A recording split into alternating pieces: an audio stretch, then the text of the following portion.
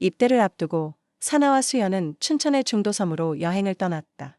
초여름의 햇살은 따사롭고 강물은 유리처럼 맑았다. 기차 안에서부터 수연은 창밖을 내다보며 말이 없었다. 사나도 괜히 시계를 자주 들여다보았다. 시간은 늘 그렇듯 붙잡을 수 없다는 듯 빠르게 흘렀다. 섬에 도착하자 두 사람은 인적 드문 길을 따라 천천히 걸었다. 갈대숲이 흔들리고 강바람은 말없이 다가와 옷깃을 스쳤다. 수연은 팔짱을 끼지 않았다. 대신 사나의 팔에 살짝 몸을 기댔다. 그 작은 체온 하나에 사나는 가슴 한편이 저릿하게 떨렸다. 좋다, 여기, 수연이 조용히 말했다. 응, 사나는 짧게 대답했다. 더는 말이 필요 없었다. 섬 끝자락, 오래된 나무 벤치 하나가 놓인 작은 언덕 위, 두 사람은 나란히 앉았다. 멀리 춘천 비행장에서 전투기 한 대가 굉음을 내며 하늘로 솟구쳤다. 그 소리에 사나는 순간 멍해졌다. 가슴 한복판을 울리는 그 굉음이 마치 이별을 알리는 신호처럼 들렸다. 그는 옆에 앉은 수연을 천천히 바라보았다. 말없이 바람을 바라보던 그녀. 햇빛에 반짝이는 머리칼 너머로 그녀의 옆얼굴이 선명했다. 사나는 조심스레 수연을 끌어안았다. 한순간 그녀가 움찔했지만 이내 고요히 품 안에 안겼다. 수연의 체온이 느껴졌다. 말없이 아주 조용히 목덜미에서 희미하게 전해지는 우윳빛 비누 냄새. 오래전부터 익숙한 그러나 언제나 가슴을 저미게 하는 그 향기. 수연은 고개를 떨구고 있었다. 그녀의 머리칼이 사나이 턱에 닿았다. 숨결이 바람에 흩날리는 머릿결 사이로 은은하게 흘렀다. 그 순간만큼은 시간이 멈추었으면 했다. 사나는 숨을 들이마셨다. 그녀의 봉긋한 가슴이 팔에 닿는 것을 느꼈지만 욕심 없이 조심스럽게 품만 조여왔다. 이별의 아쉬움을 꾹 눌러 안은 채 따스한 포옹 하나로 마음을 전하고 있었다. 잘 다녀와, 수연이 작게 말했다. 사나는 그녀의 이마에 입을 맞췄다. 응, 편지는. 자주 쓸게, 말을 아끼려 했지만 목 끝까지 차오른 감정을 감출 수는 없었다. 그의 목소리는 떨렸고 수연은 잠시 눈을 감았다. 조용히 손을 맞잡은 두 사람은 강물 너머로 지는 햇살을 바라보며 오래도록 그 자리에 앉아 있었다. 세상은 여전히 흐르고 있었지만 그들의 시간은 그 순간 멈춘 듯했다. 1986년 6월 25일. 논산훈련소 입소일. 이른 아침, 사나는 어머니가 싸준 도시락과 짐가방을 들고 집을 나섰다. 역에는 군복 차림의 간부들과 눈빛이 굳은 입대자들이 하나둘씩 모여 있었다. 수연도 조용히 배웅을 나와 있었다. 마지막 인사 앞에서 두 사람은 말이 없었다. 수많은 말보다 서로의 눈빛이 더 많은 것을 담고 있었다. 사나야, 응, 꼭 건강하게 돌아와. 사나는 웃으려 했지만 입꼬리가 떨렸다. 너 기다리는 사람이 있다는 거. 꼭 기억할게. 기차가 들어오고 훈련병들이 하나둘 승차했다. 창문 너머로 수연이 손을 흔들었고 사나도 천천히 손을 들어 인사했다. 기차가 출발하자 수연의 모습은 점점 작아졌다. 그리고 어느 순간 흐릿한 유리창 너머로 사라졌다. 돌아오자. 꼭 다시 제대로 시작하자. 논산훈련소의 첫날은 모든 것이 낯설었다. 머리를 밀고 군복을 입고 고함 소리 속에 움직이는 일상이 반복됐다. 이름보단 번호로 불리고 늦잠은 상상도 할 수 없는 하루. 112번 훈련병 김사나. 예, 훈련병 김사나입니다. 소리를 지르며도 머릿속은 복잡했다. 서울에서의 일상, 회사 동료들, 그리고 수연의 얼굴까지 스쳐 지나갔다. 하지만 몸은 금세 익숙해졌다. 훈련소 첫날 아침, 고된 기상나팔에 잠을 설친 훈련병들은 졸린 눈을 비비며 식당으로 향했다. 사나도 그중 하나였다. 자, 밥부터 퍼. 조교의 호통의 줄은 더욱 바짝 조여졌다. 식판 위에 밥 한 공기, 김치 몇 조각, 그리고 마지막으로 국. 사나는 국을 받아들고 살짝 들여다봤다. 이게 된장국이야. 그의 옆에 선 동기가 중얼거렸다. 투명한 물빛에 가까운 국, 건더기는 보이지 않고 된장의 흔적만이 희미하게 섞여 있었다. 사나도 국을 한 숟갈 떠봤다. 된장 향은 나는데 건더기는 실종이네. 그 말에 옆에 동기들이 킥킥 웃었다. 점심시간이 되자 조교가 외쳤다. 오늘 점심은 고기국이다. 고기라는 단어에 훈련병들의 눈이 번쩍 빛났다. 드디어 뭔가 씹을 수 있는 게 나오나 했지. 사나가 기대에 찬 목소리로 말했다. 하지만 식판에 담긴 국은 아침과 별반 다르지 않았다. 투명한 기름이 국 표면에 둥둥 떠다닐 뿐 고기라 불릴 만한 건 눈을 씻고도 찾을 수 없었다. 야, 고기는 어디 있냐? 옆자리 동기가 허탈한 표정으로 국을 휘젓는다. 사나가 쓴웃음을 지으며 말했다. 아마 우리보다 한 끼 먼저 먹은 간부들 뱃속에 있겠지. 모두가 피식 웃었지만 씹을 것도 없이 넘어가는 점심이 그렇게 허무할 수 없었다.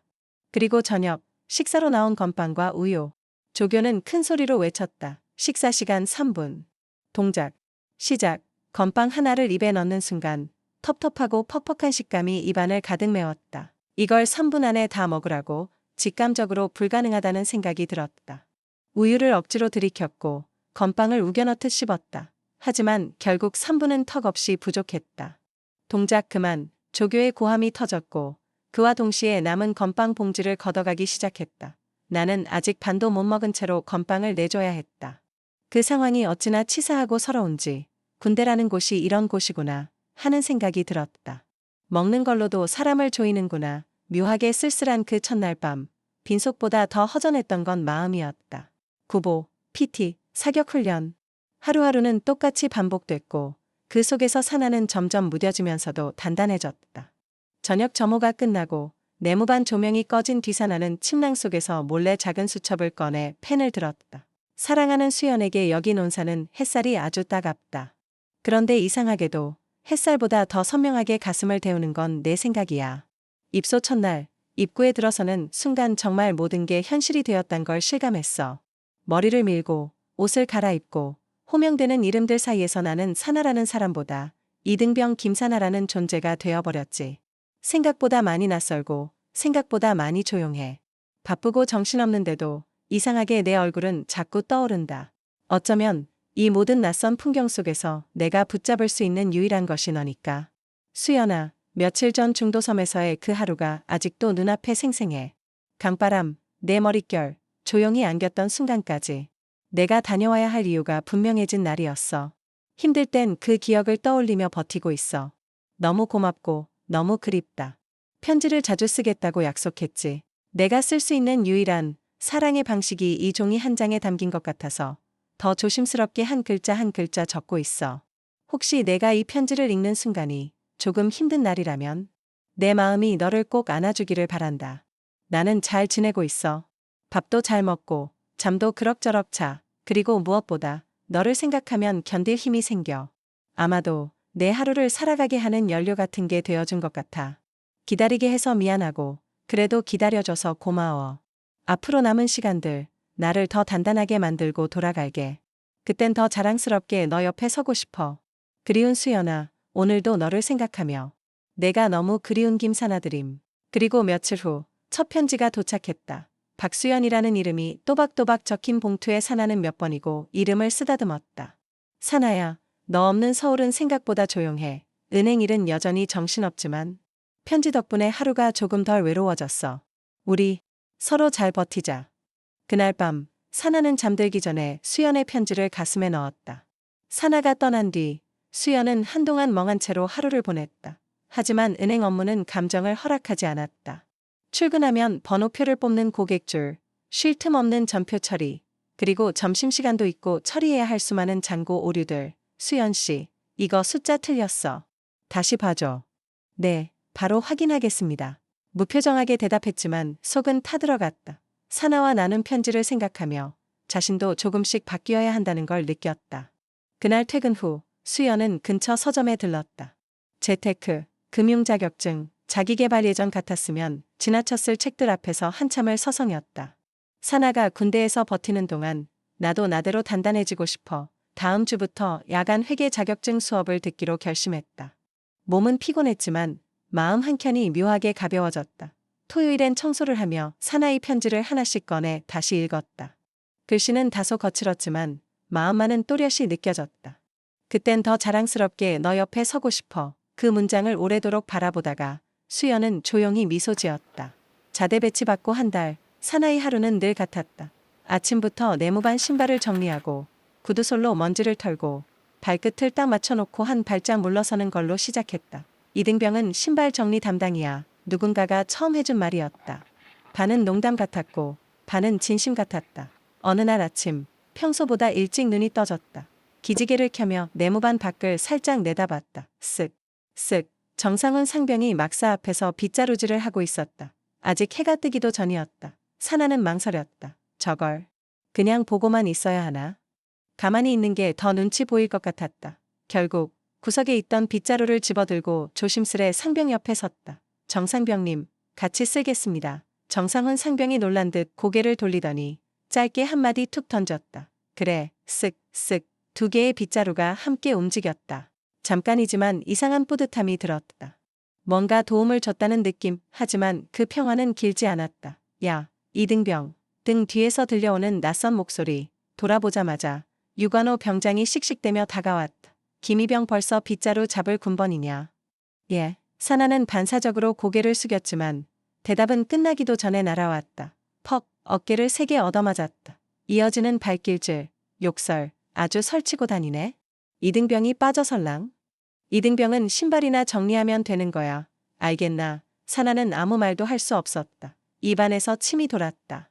억울함인지 분노인지 모를 감정이 목에 걸렸다. 정상훈 상병도 한마디 거들지 못했다. 그저 조용히 빗자루를 놓고 막사 안으로 들어갔다. 사나는 그 자리에 선 채 땅만 바라봤다. 손에 쥐고 있던 빗자루는 천천히 내려놓았다. 그날 이후 사나는 빗자루엔 손도 대지 않았다. 빗자루질은 상병의 영역이었고 이등병의 영역은 발끝 맞춰 놓인 신발장이 전부였다. 손에 쥐고 있던 빗자루는 천천히 내려놓았다. 그날 이후 사나는 빗자루엔 손도 대지 않았다. 내무반에 앉아있던 사나는 천장에서 깜빡이는 형광등 불빛을 멍하니 바라보다가 문득 스피커에서 울려 퍼지는 방송을 들었다. 금일 일과 후 종교 행사 있습니다. 종교 행사라니. 사나는 혼잣말처럼 중얼였다. 종교라. 그러고는 문득 고향 생각에 젖었다. 어릴 적 어머니는 해마다 한 번쯤 쌀떡을 찌고 조심스레 보자기에 싸서 산으로 향했다. 사나야, 따라갈래? 어머니는 그렇게 말하며 산을 오르곤 했다. 낮은 산비탈, 오래된 소나무 아래 작은 돌무더기 앞에 도착하면 어머니는 정성스레 음식을 차리고 두 손을 모았다. 그리고 고요하게 빌었다. 산신령님, 우리 자식들 아프지 말고 잘 좀 되게 해주소. 그건 종교라기보단 기도였다.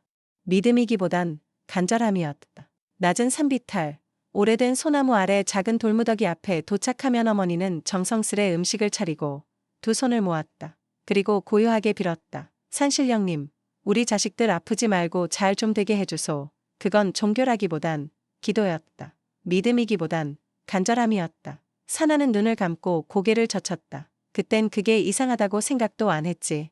그냥 어머니가 늘 하던 일처럼 여겼으니까. 그리고 옆집 처마 밑에 오래된 불상 하나가 놓여 있었다. 동네 어르신 말로는 그 자리가 예전에 절터였다고 했다.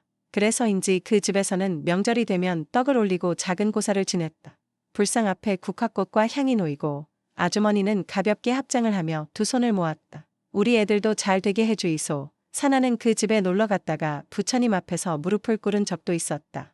그러면서도 불교라는 말을 깊게 생각해 본 적은 없었다. 그저 마음이 편안해지는 느낌, 익숙한 풍경이었던 것이다. 스님들이 마을을 돌며 연부를 하며 시주를 청할 때면 어머니는 늘 부엌에서 쌀 한 되를 퍼왔다. 스님, 많이는 못 드리지만 우리 사나 잘 부탁드립니다. 그러나 그 모든 것이 익숙했던 것과는 달리 사나 자신이 무언가를 믿고 있다고 느낀 적은 없었다. 심적으로는 불교에 가까웠지만 내가 믿는 종교는 없었지. 사나는 자리에서 일어나며 혼잣말했다. 사나는 어릴 적 영향으로 결국 불교를 선택했다. 앉아서 스님 법문 듣고 가끔 명상 같은 것도 했다. 조용하니 편하긴 했다. 그게 다였다. 그런데 부활절 즈음이었다. 천주교에 다녀온 현수가 내무반에 들어오자마자 입이 귀에 걸렸다. 야, 귤 나왔다. 진짜 달고 맛있더라. 우리 초코파이 받았다. 오지게 부럽지. 그 말에 불현듯 내 종교심 또 흔들렸다. 뭐야, 거긴 먹을 것도 줘. 그날 이후 나는 기회주의자처럼 종교를 순회하기 시작했다. 크리스마스엔 천주교, 석가탄신일엔 불교, 부활절엔 기독교, 달력에 명절 표시만 보면 자동으로 종교를 바꿨다. 어떤 애가 내게 물었다. 너 도대체 종교가 뭐냐? 나? 고무줄 신앙이지. 먹을 거 있는 데가 내 성지야. 다들 웃었고 나도 웃었다. 그렇게 종교 행사는 내게 휴식이자 약간의 간식이 있는 평화의 시간이었다. 비록 믿음은 없었지만 그 순간만큼은 참 감사했다. 초코파이 하나에 귤 하나에 세상 다 가진 듯한 느낌이 들었으니까. 그러다가 자연스럽게 종교 선택은 좁혀졌다. 처음엔 불교의 조용한 분위기가 좋았지만 그게 끝이었다. 절에 가면 스님 말씀은 은은하게 들리는데 나는 어느새 고개가 꾸벅꾸벅 졸다 보면 나도 모르게 꿈속에서 부처님을 뵈어야 했다. 그렇게 잠들고 깨어나면 다리가 저려서 감각이 없다. 바닥에 앉아있는 시간이 너무 길었다. 야, 나중에 일어날 때 다리 풀려서 걷지도 못하겠더라. 그거 너만 그런 거 아냐? 다 똑같아. 그에 비하면 천주교는 훨씬 인간적이었다. 적당한 의자에 앉아서 잠에 빠질만 하면 일어났다가 또 앉고 가끔 일어나야 하니 잠을 자지 못해서일 뿐 다리가 저릴 일은 없었다. 기독교도 찬양하고 박수치고 하다 보면 시간이 금방 갔다. 거기다 음료수 하나라도 나오면 진심으로 감사했다. 결국 내 선택은 기독교와 천주교로 좁혀졌다. 불교는 석가탄신일에만 가는 일종의 시즌 종교로 남았다. 절에선 먹을 게 적고 다리는 절이고 그에 비해 성당이나 교회는 뭔가 인간적인 배려가 있었달까. 그래서 나중엔 주말만 되면 자연스럽게 말이 나왔다. 야, 이번 주는 어디 가냐? 천주교. 지난번 초코파이 나왔거든. 난 기독교. 찬양팀에 이쁜 누나가 있더라. 그렇게 우리는 신앙보다 간식과 편안함을 좇는 전략적 종교 선택을 이어갔다. 믿음은 없었지만 적어도 다리 저린 불편함에서 해방됐다는 데엔 모두가 공감했다. 야, 오늘 종교 행사 안 갈 사람. 나는 천천히 손을 들었다. 처음엔 호기심에 교회도 가보고 성당도 가고 절에도 가봤지만 어느 순간부터는 그냥 귀찮았다. 나도 안 갈래. 그냥 네모반에서 빈둥대다 잘 거야. 그래, 뭐 매번 똑같은 얘기 듣는 것도 질린다. 그렇게 네모반에 남은 건 나를 포함해 5명. 우린 아무도 몰랐다. 그게 그렇게 큰 실수일 줄은. 한참 누워있는데 갑자기 문이 확 열린다. 선임하사님이 무표정한 얼굴로 들어오셨다. 뭐야, 종교 행사 안 갔어? 예. 예? 너희가? 그럼 지금부터 작업이야. 각자 삽 하나씩 들고 본부 앞으로 집합. 진짜요? 진짜지. 종교 안 믿으면 노동이라도 해야지. 망했다 싶었다. 삽을 들고 본부 앞으로 나간 우리를 기다리는 건 여기 배수로 좀 파자. 신도 안 믿고 뭐 하겠냐. 땀이라도 흘려야지. 종교는 안 믿었지만 종교 행사의 소중함은 진심으로 믿게 된 날이었다. 그렇게 우리는 일요일마다 갑자기 신실한 신자들이 되어갔다. 믿음이 없어도 경험은 가르쳐주는 게 있었다. 종교는 마음의 안식처, 그리고 삽질 회피용. 사나이 꿈, 오늘은 여기까지입니다. 지금까지 아리수였습니다.